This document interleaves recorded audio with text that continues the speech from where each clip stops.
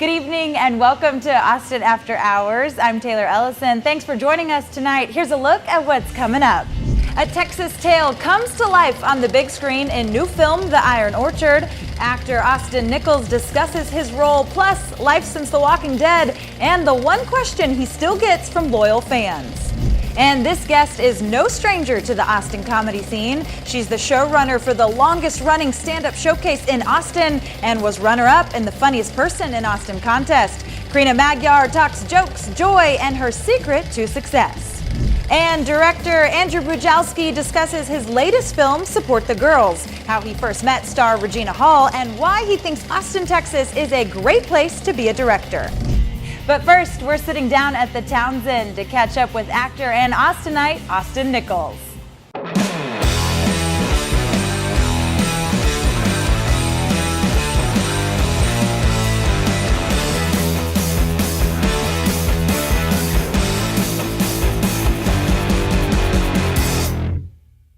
Sorry. You can say that line again. Let me do that again. You were like, heck. Dag nabbit.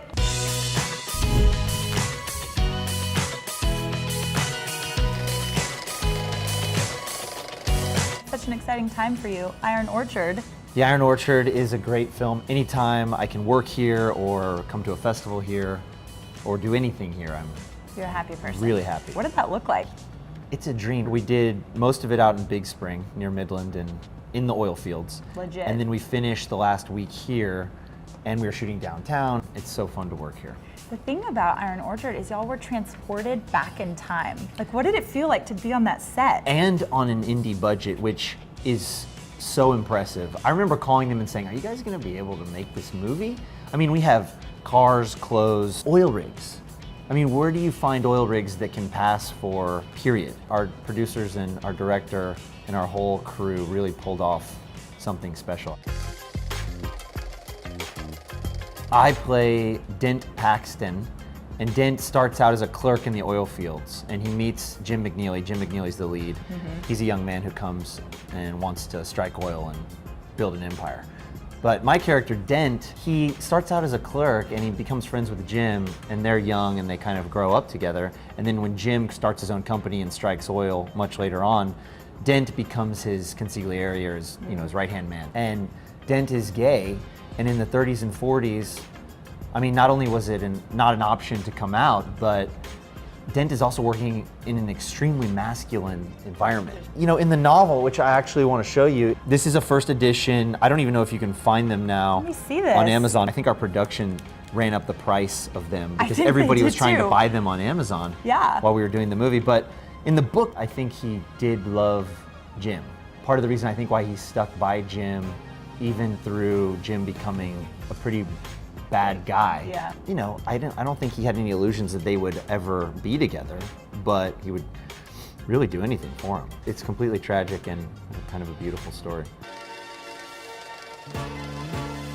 Having source material like this is amazing because there are 60 scenes in here with my character that are not in the movie. So I know my character in a way that the audience that sees the movie never will. This is a Fort Worth author, and this was written in the 60s, and then you guys are bringing it to life on the big screen. That's exciting. I remember hearing that at one point Paul Newman wanted to make this, Clint Eastwood wanted to make it. Ty Roberts, the director, had been telling me about this. He came to me maybe 4 years ago and said, I want you to play Dent. I read his script and then I read the book and I was blown away by it. This one came together and I'm so happy it did. What's it like working in Texas versus LA? I imagine the vibe and the culture is quite different. It's so different. When I work here, and maybe because this is my home, I always feel relaxed. As soon as my plane lands in LA, I feel like I'm hustling. Okay, and as soon as your plane lands in And Austin, as soon as what I do you get feel here, like? I want a margarita. I had breakfast tacos this morning at Maudie's, got my juice from Juice Land. It's a way of life here. So your hair is very long since the last time I've seen you. Yes, it's kind of has a mind of its own. So I never do this, but on this last gig I said, this is really right for the character. He's a southern boy from Georgia named Shep. But I really had to talk to him. I was like, look, it's not gonna look the same every day. Don't even try, just let's do something. That is this close. And a phenomenal show that I want to tell people about because Tell it's us. on Sundance now. And it's about two people who happen to be deaf and the actors wrote it themselves. They're the two stars, Neat. Shoshana Stern and Josh Feldman. And the show is really, really excellent. I was blown away by it. One of the fun things I like about acting is trying to not only on the interior play someone different, but also present someone that looks different. What would like the ultimate role that you would like to be a part of? Like if you could design anything, what would it look like? Sid and Nancy, like Sid Vicious, tats and piercings. Like sleeves. And then like the really aggressive leather. That would be a lot of fun. He's jonesing for the leather. Okay, what about ideal role from an acting standpoint? Most of my life I've looked for soldier roles. I've never really done a great movie or a series about a battle or a war. I've always wanted to play a soldier. So that's something I'm still looking for. How is life since The Walking Dead? Great. It's great. Are you ever surprised by how much fans love The Walking Dead? Yes. Yeah. It's stunning and amazing. When I first started, I was scared of it because when I did these conventions, I'd never had people come and like want to meet you and take pictures and all that stuff. So it was overwhelming. And now that I have done it and I understand it, it's really special. What did they ask you? Like, give me an example of a question that was really interesting. Well, I played a character named Spencer Monroe who was kind of entitled and spoiled. His mother was a senator, and I think he wanted to be a leader after she died. But he didn't make the best decisions. They usually ask me if I liked my character. And what do you say? No. It was hard. It was really hard. And now with social media, fans can be pretty nasty. You have to have a thick skin and remember that, you know, you're servicing a larger story. Right. And go, you know what, if we don't have characters like Spencer, we can't have great heroes. You gotta have the contrast. Yeah, so we gotta have it all. And, you know, I learned a lot from that experience and only take away positive from it. Good. They asked about my death a lot. I'm sure. Because I had a really, really great death. And so it's kind of a fan favorite. Basically, Jeffrey Dean Morgan ripped open my belly and all these guts. Your guts spilled out. All these guts come out, and everybody wants to know how we did it and the sort of logistics. I know, and I'm trying to bury that memory. Put the guts back inside. I'm glad you're sitting here. You love Austin, yes. And you are Austin, so we want to know, how does Austin do Austin? So I'm going to give you a few scenarios that are like quintessential Austinites. Okay. And you just tell me the first thing that comes to mind, all right? Queso or guacamole? Queso. Cowboy boots or flip-flops? Flip-flops. Barton Springs or Deep Eddy Pool? Barton Springs. Only because I spent so much time there as a kid, and I love rocks and fish. And snakes. And yeah, and there's eels. There's I haven't 2 seen eels. those yet. They actually are 2 eels, but people hardly ever see them. And there's crawfish. There's crawdads in there. I've seen those. And salamanders. Save the I salamanders. just love that. Or any of the sea life or That's marine life. That wild ocean in Barton Springs. Mimosa or Bloody Mary? Bloody. Formula One or Eeyore's birthday party? Eeyore all the way. Skinny jeans or flare jeans?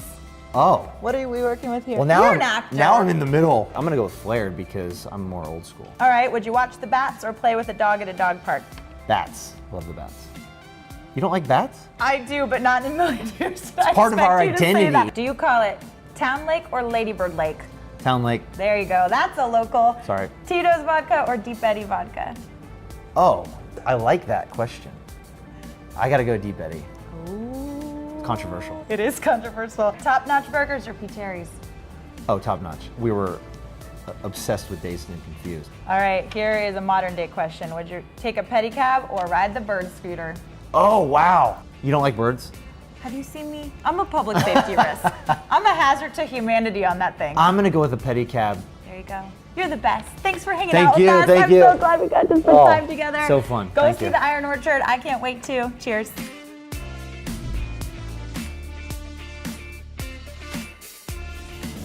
Austin, thanks so much for hanging out with us. And make sure you check out the Iron Orchard when it hits theaters. Plus, stick around after the break. It's lots of laughs with local comedian Carina Magyar. Hi, I'm Andy Kindler. Why am I fake smiling? Because I'm about to tell you to watch. You're watching Austin After Hours. Austin After Hours. And I'm trying to drive you insane.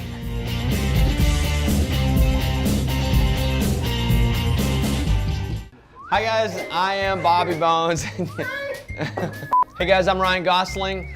I can't even cut ID without people laughing at me behind me.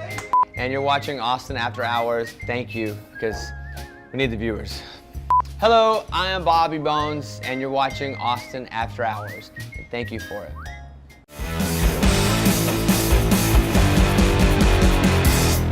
Why'd you get into comedy? I have no idea.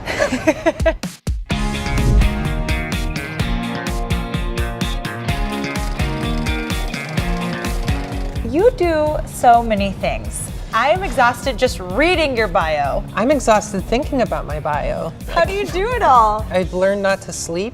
That has been getting in the way, so I've That's cut a pro that out. tip, isn't it? Yeah, it is. Sleeping's It's a the way. waste of time. Yeah.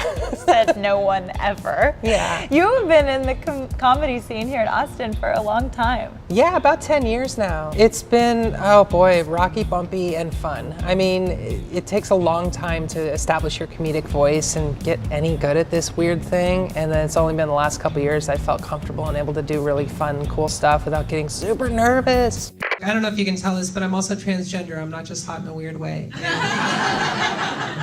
When you're transgender and a lesbian and you want to dress and get a haircut that communicates you're a lesbian, you have to be very careful not to end up right back where you started. How do you describe your comedic voice?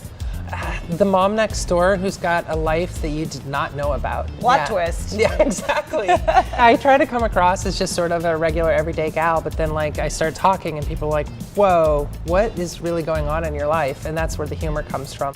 Recently changed the name and gender on my driver's license, which was a big deal. That was exciting. I thought it was gonna be hard. It's not. You think Texas is gonna make this hard on you, but it's really easy. You just find an alcoholic judge who's not running for re-election. The scene has always been strong the entire 10 years that I've been here. This is one of like the comedy meccas in America. I call it the live comedy capital of the world. So I've seen a lot of people move here just to do comedy and then move away. We always have this turnover. So it's been really nice to be one of the people who stays and kind of presents some sort of continuity for our scene. There's a handful of us who aren't going anywhere. Live comedy capital of the world. Live comedy We need capital. that on a bumper sticker, folks. Absolutely. Are you out there campaigning for that? I am. I run a little website called Last Gas Comedy, and that's our tagline, because we just list all the shows that are going on, and people have no idea how much free comedy is out there. What do you think about Moon Tower? Oh my God, I love it. When I started here, we didn't have anything like it, and it's been going for quite some time now. It's comedy heaven for that one weekend. They get such big names to come through town in all these little accessible venues. So like even the comedians in town get really excited to just stand around the doors and peek in and like, oh my gosh, look who's there. So, yeah. What's it like when a bunch of comedians are just hanging out? It's a different culture.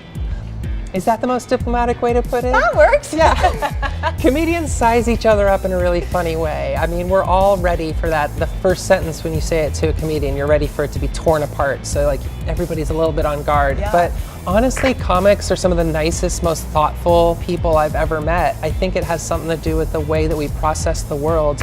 Everybody's a little bit more observant, a little bit more thoughtful about what's going on around them. You get into really fascinating conversations if you ever get a chance to speak to a comedian, especially one who's been around the block and seen a few things. Why'd you get into comedy? I have no idea. That was you know the what it first and was? last page of her biography. Why I got into comedy. I moved to Austin and I immediately joined a band because that's the law. And I was in a band for a minute and I realized two things. One, I don't have any musical talent, and two, it's a real pain to get a rehearsal together with all the schedules and all the people. And then I had some friends who did stand-up and I realized, oh, you can just do that whenever you want to. You don't have to coordinate with anybody else, you just show up and do it. So I decided to do that instead and I got the bug and I got hooked and I was terrible for years and now I'm not terrible. Yeah. That's how it works. You have other great things going on too. You have a podcast. I have a podcast called Thanks Academy, and that's where me and some of the other comedians in the scene, we get together and we watch all the Best Picture winners in Academy Awards history in random order. And I always pick a movie that the person watching it with hasn't seen. So we're going in fresh, we're going in blind, and we just react to it as if we know nothing about the movie and see if they hold up. And the spoiler alert is most of these movies are kind of terrible. Oh. Yeah. Why did this thing win Best Picture, and is it entertaining at all in 2018? Or is it just boring? Or is it problematic? Or is it just hilarious now and it was meant to be taken seriously? And because we don't know anything about movies, we bring that fresh kind of approach to it. Where can we listen to that? It's on everything. Just ask a The robot. World Wide Web. Siri will help you find it. Siri will help you, Alexa will help you. All the robots know where my podcast is. And do they know what it's called? It's called Thanks Academy. Okay, there you go. What do you think about the way Austin's changed? I love it. I'm a growing city kind of person. Some things are annoying though. Those scooters, all of them. Any of the I don't scooters? care which brand. Well, have you ridden them? I did one time, and it was an unsuccessful ride. I tried to stop and I fell and I hurt my knee. Well, that's brutal. And I've spent a week in recovery. She's been at Scooter Recovery Center. Was that a Yes. crowded place? It is. I went to an urgent care and I said I fell off a scooter and they were like, yeah, everybody who sees us fell off a scooter. Stop. I have been Yeah. wondering about this. I think they're a public safety risk, and I say that because when I ride them, it is a safety risk to everyone around me. I didn't wear a helmet either. So you're one of Yeah, them. I should have wore some knee pads. Do you remember how I do too much? One of the things I cut out besides sleep is cleaning. Yeah. So I'm teaching my children that if they want a clean house, they're gonna have to do it themselves. And it's working. That's a life hack. Yeah. That is a pro tip right there. What else is bringing you joy? I'm just so focused on my children right now and doing comedy, and I'm not just doing stand-up, but getting to do unusual shows, getting to really kind of like stretch as a performer. That's my favorite thing. I have a show called Live at Cold Town Theater. It's the best stand-up, longest running stand-up show in town. Otherwise, I just am a vagrant, just like every other comic in town. You can catch me in laundromats and bus stops and wherever we do stand-up comedy in Austin. You will not catch them on scooters. Not yet. We probably will have a scooter show at some point. Helmets. That's all I ask. Okay. Cheers. Thank you.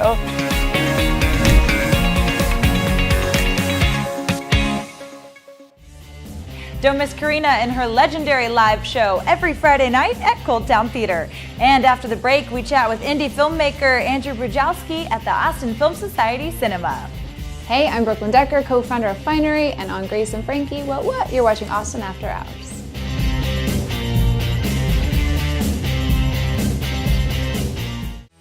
Hi, I'm Leon, I'm Tiff, and we're the co-founders of Tiff's Treats Cookie Delivery. and you're watching Austin After Hours. Cheers. Let's do it.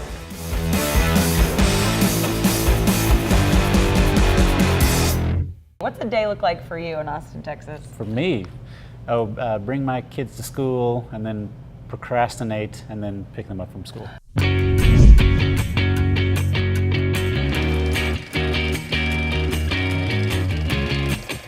Why do you choose to have Austin as the home base? I love it here. I first moved here when I was 22 years old for no better reason than that it sounded fun. And then I left for a long time and then I came back about 10 years ago. And do you still think it's fun? I do, every day. As a young man, I knew people who would leave and they would say, well, I gotta go get my ass kicked somewhere else. My life is too pleasant here in Austin and I'll never get anything done. And I can relate to that, but I think even as a young person, I had no particular desire to get my ass kicked, and I really don't now. Yeah. It gets kicked plenty enough at home. So your latest project, Support the Girls, where was that idea born? Well, it takes place in one of these highway side kind of Hooters-esque restaurants. I probably went into one about 10 years ago. I don't know what I expected, but something about it surprised me. For all the kind of obvious raunchiness that's at the core of the sales pitch, when you actually step inside, it's not particularly raunchy at all. You can bring your kids, you can bring grandma, and like 95% of the interactions in there are super polite. It's a family place, like working at Chili's or Applebee's, except the tips are way better. When that caught your attention or maybe fascinated you, how do you go about then deciding to bring that to life and put that into a story? What did that process look like? It was some years, it was something that lived in the back of my head for a while. At one point, I'd had a kind of version of a TV pitch, and it didn't go anywhere, which ultimately felt like a blessing, because once I can put it into movie form, where I'm allowed to end it, then I know what the story is. Yeah. TV is hard for me. I get confused by stories that don't end. What about Regina Hall? What was that conversation like when you approached her about this project? Well, we were very lucky to get her attention, and I went down and met with her. She was actually wrapping Girls Trip in New Orleans, Oh, how neat. and just chatted about the character and the world, and I was extremely charmed by her, as is everybody who ever meets her. And then she invited me along to the girls' trip wrap party. Which You don't say. Yeah, I went. I'm shy, and I feel like I didn't feel like I belonged at the wrap party of a movie I didn't work on, and I meekly ducked out. But I'm sure I'll tell my grandchildren that I was at the girls' trip wrap party. Yes, exactly. You've got that little story you can hang on to. She certainly brought so much to this and worked so hard on it. And when she showed up and got into it, just however high our expectations were, she blew them out of the water. No drama. You really want me to tell a bunch of 20-year-old girls no drama? It's a really tough role, too.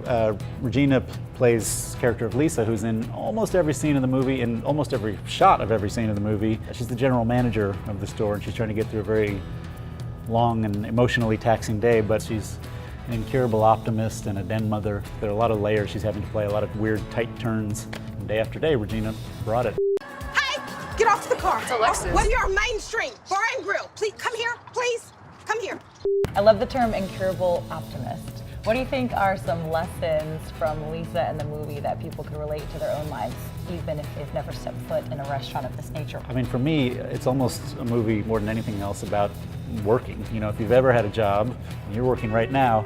Didn't feel like work though. I know. You're fun to hang out with. Well, thank you, thank you. But if you've ever had a job that does involve performing, if just showing up and pretending you want to be there can be a job in and of itself. You know, this is a person who always wants to do the best for everybody, always wants to take care of everybody, and it gets her in trouble over and over again. And I think we all know people like that too.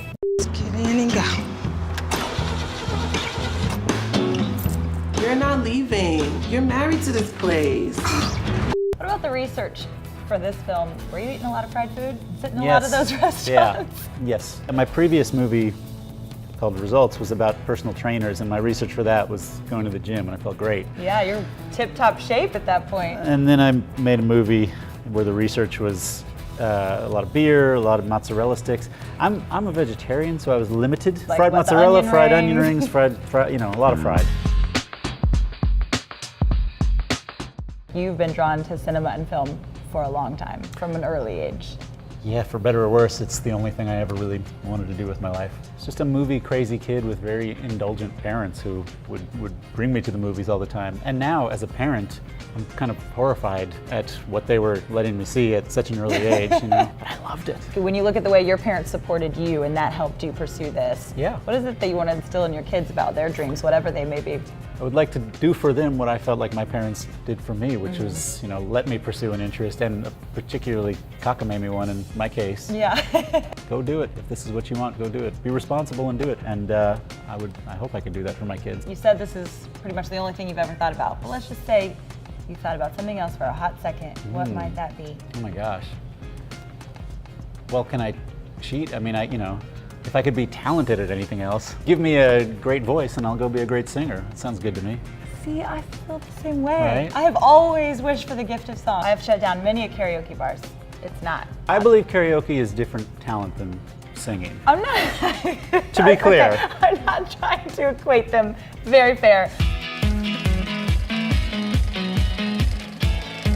What is on the horizon for you that you were excited about? I got a crazy job working for Disney, and I wrote some drafts of their Lady and the Tramp remake, which I'm not directing, so I'm just very excited to just sit down and see it and see what they do with it, but I have no clue what's gonna be next. It's very exciting to have the freedom, and of course it's terrifying, so who knows. That's life, right? So we'll just take it a day at a time. Andrew, thanks so much. Cheers to you. Thank you so much.